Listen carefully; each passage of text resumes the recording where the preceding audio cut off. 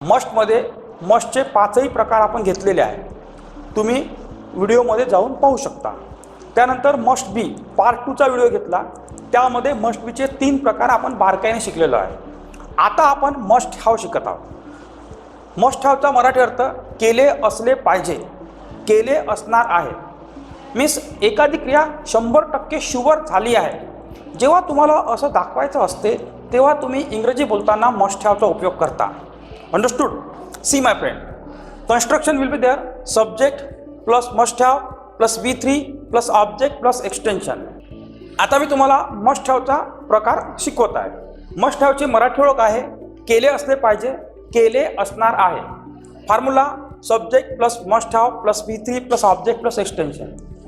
कधीही गोष्ट लक्षात ठेवायची मित्रांनो, जेव्हा हॅव येते किंवा V3 येते, कुड हॅव असो, मस्ट हॅव असो, ऑट टू हॅव असो, शूड हॅव असो, मे हॅव असो, माईट हॅव असो, आणि हे कन्स्ट्रक्शन क्रिया संपलेली आहे हे दाखवण्याकरता वापरलं जातं. आता ते मस्ट हॅव असल्यामुळे क्रिया संपली आहे याची 100% शुअर गॅरंटी आहे असं तुम्हाला डिनोट करायचं आहे. त्यामुळे तुम्ही इंग्रजी बोलताना मस्ट हॅव वापरता. जसं एक्झाम्पल तुम्हाला सांगतो मी, तो बसने गेला असला पाहिजे. जो बोलणारा व्यक्ती आहे तो बसने गेला असला पाहिजे, त्याला शुअर माहीत आहे का तो बसनं गेलेला आहे. म्हणजे त्याचं जे लॉजिकल कन्क्लुजन आहे ते शुअर आहे. आपण कसं म्हणू, तो म्हणजे he must have gone by bus. Keep in mind one thing, ज्याला थोडं इंग्रजीमध्ये प्रॉब्लेम आहे त्याने काय करायचं, नंबर 1 द्यायचं आणि मागून नंबरिंग करत आणायची. असला पाहिजे नंबर 2, गेला आणि बसने. तो म्हणजे नंबर 1 ही. ओके, हॅव यू रिटर्न ही. ला पाहिजे म्हणजे मस्ट हॅव, गेला gone, go went gone. Third form of verb by bus, he must have gone by bus. तो बसने गेला असलाच पाहिजे. सेकंड वाक्य, त्याने तिला सांगितले असले पाहिजे किंवा सांगितले असणार आहे. याची मला हमखास गॅरंटी आहे. ही मस्ट हॅव टोल्ड हर. त्याने नंबर 1 ओके असणार आहे means must have, number 1 must have, he must have सांगितले. टेल मीन्स सांगणे. सेकंड फॉर्म टोल्ड आणि third form told. He must have told her. Keep in mind one thing, ज्याचे 3 form पूर्णपणे पाठ आहे तोच इंग्रजी शिकू शकतो. Always keep in mind. Who feel without memorising verb can I learn to speak in English? It is not possible. Who one feel I want to speak good and perfect English, first of all they have to memorize irregular verb. Understood? Then I would like to mention third sentence before you. त्याला स्वप्न पडलं असणार आहे. म्हणजे तो असा झोपून उठला, तो असा खाडकन झोपून उठला, म्हणजे अचानक असा झोपून उठला सरप्रायझिंगली. तर आपण काय म्हणतो, त्याला स्वप्न पडलं असणार आहे. ही must have had a dream. बऱ्याचशा लोकांचा एक डाऊट होता का सर इथं हॅड कसं आलं. हा जो हॅड आहे हा थर्ड फॉर्म ऑफ वर्ब आहे. हॅव म्हणजे असणे, हॅव मीन्स जवळ आहे असं होते. सेकंड फॉर्म हॅड आणि थर्ड फॉर्म हॅड. हा मस्ट हॅव हे कन्स्ट्रक्शन आहे, केले असले पाहिजे, केले असणार आहे. आणि मस्ट हॅव नंतर जो अकॉर्डिंग टू फॉर्म्युला V3 येते, हा V3 आहे. हॅव, हॅड, हॅड असे 3 फॉर्म असते. हा थर्ड फॉर्म आहे. Have you understood my point? Fourth sentence, take a fourth sentence. त्याने काहीतरी चुकीचं केलं असणार आहे. मीन्स तो 2 दिवसापासून तुमच्या डोळ्याने दिसला नाही, त्याने काहीतरी रॉंग केला आहे म्हणून दिसला नाही. म्हणजे केला आहे कन्फर्म आहे. तर how can you speak in English? He must have done something wrong. Understood ना? त्याने मीन्स ही, ल असणार आहे मीन्स मस्ट हॅव, डू म्हणजे करणे, third form done something wrong. Have you understood? Next sentence I would like to mention before you. त्याने तुझी वाट पाहिली असणार आहे. अरे बाबा, तो 8 घंटे घरी वापस नाही आला, म्हणजे तुझी वाट त्याने पाहिली असणारच आहे आणि तो वाट पाहू थकला असेल नंतर वापस आला असेल. तर he must have waited for you. Wait means वाट पाहणे. अंडरस्टूड? नंतर त्याने झोपेच्या गोळ्या घेतल्या असणार आहे. सी माय फ्रेंड, तुम्ही एखाद्याला रात्री 9 ते 10 वाजता फोन केला, त्याने फोन उचलला नाही. 10 वेळा फोन केला, फोनच नाही उचलला, आणि 9 ते 10 ला कोणी झोपत नाही.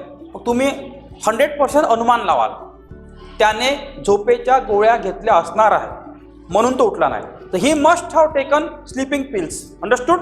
स्लीप मीन्स झोपणे होते, स्लीपिंग पिल्स मीन्स झोपेच्या गोळ्या, टेक म्हणजे घेणे, टेक टूक, टेकन हे थर्ड फॉर्म आहे. Later on I would like to put next sentence before you.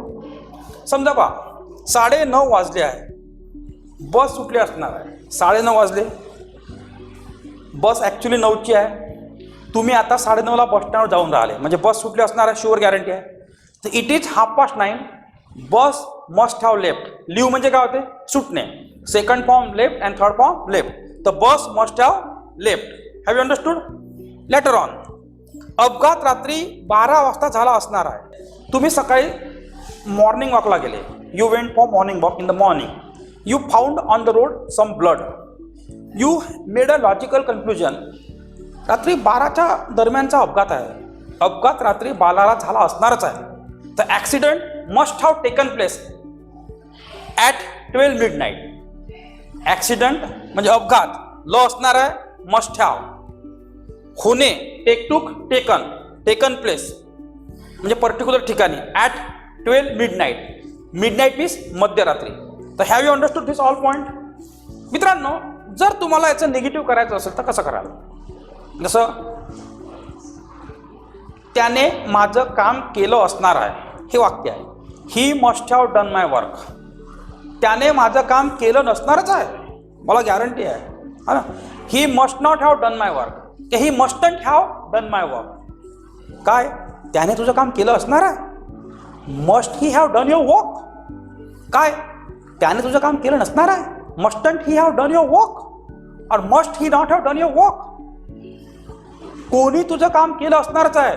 Who must have done your work. तुझं काम त्याने कसे केले असणार आहे. How must he have done your work. तर मित्रांनो, तुम्ही अशा प्रकारे क्वेश्चन फॉर्ममध्ये सुद्धा मस्टचा उपयोग काही अंशी करू शकता. आय होप सो तुम्हाला हा टॉपिक कळला असेल.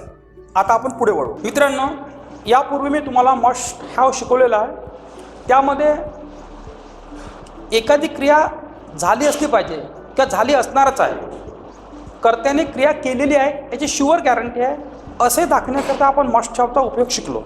आता आपण मस्ट हॅवच्या जवळ असेलच, एखाद्या व्यक्तीजवळ एखादी वस्तू असेल असे दाखवण्याकरता सुद्धा तुम्ही मस्ट हॅवचा उपयोग करू शकता.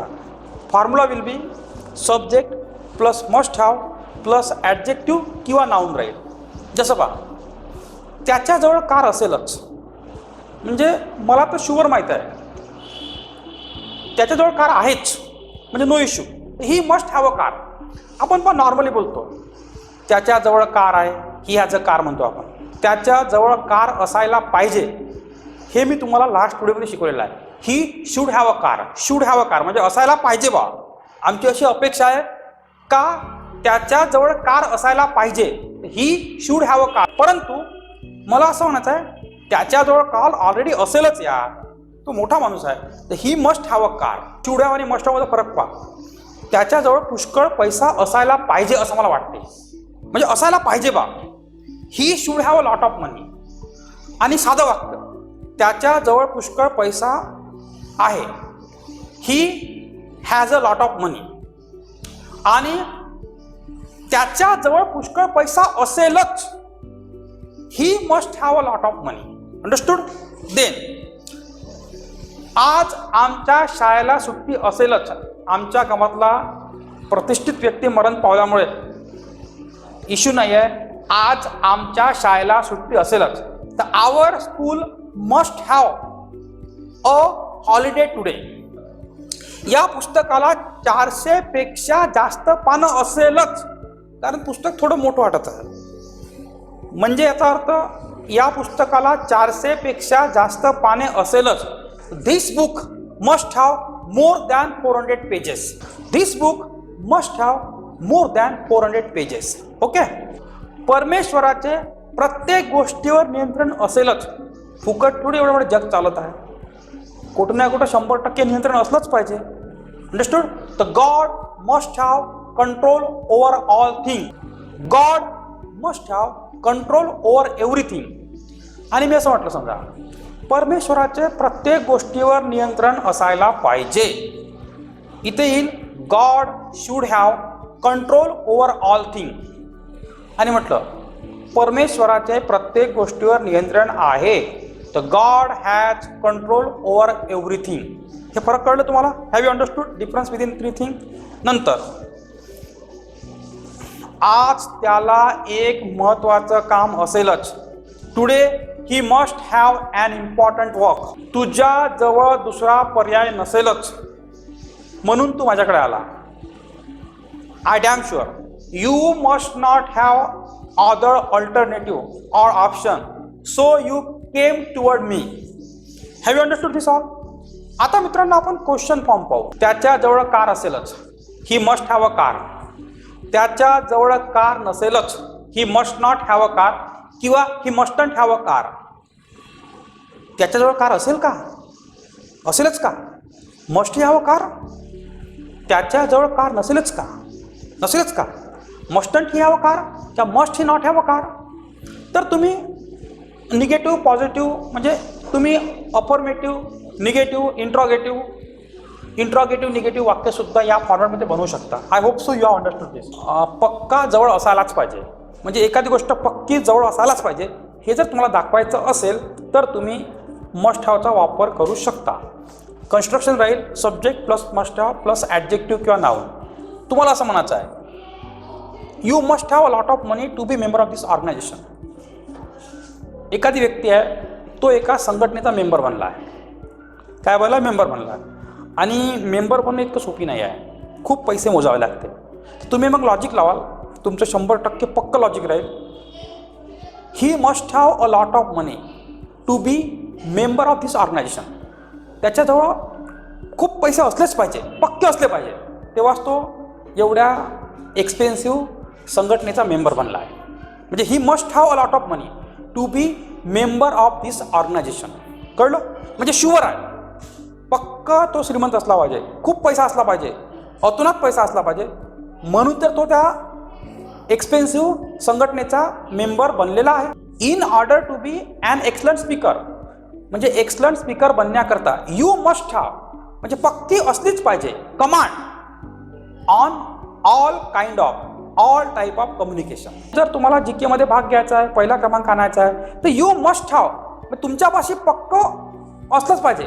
काय असलं पाहिजे? You must have knowledge, you must have information about everything, knowledge about everything to participate in GK competition. Understood? म्हणजे एखादी गोष्ट तुमच्यापाशी पक्की असणारच आहे, असलीच पाहिजे, तरच तुम्ही ती गोष्ट करू शकता. ही must have knowledge about particular business which business he is doing so that he got success in the business. म्हणजे त्याच्यापाशी त्या बिझनेसचं पक्कं ज्ञान असलंच पाहिजे, तेव्हा कुठं तो एवढा शून्यातून मोठा बनला. अंडरस्टूड? म्हणजे he must have knowledge about that particular business with business he is doing so that he got a remarkable success in the business. म्हणजे त्याला ते नॉलेज पक्का आहे, यात काही डाऊट नाही, काही शंका नाही, तेव्हा कुठं तो शून्यातून एवढा बिझनेसमॅन बनलेला आहे. अंडरस्टूड? नंतर एखादी व्यक्ती आहे, तो खूप आनंदी दिसते, ही लुक्स व्हेरी हॅपी. त्याच्या चेहऱ्यावर नेहमी हॅपीनेस असते, त्याच्या फेस जो असते एकदम फुललेला वाटते, स्माईल वाटते त्याच्या ओठावर, चेहऱ्यावर. त्याची बॉडी लँग्वेज असे ॲक्टिव्ह वाटते, एक्सायटेड वाटते. त्याच्या चेहऱ्यावर तुम्ही कधी दुःख नाही पाहिलं, निराशा नाही पाहिली, अफसोस नाही पाहिला. तुम्ही काय म्हणाल? He must have philosophy of life to live happy life.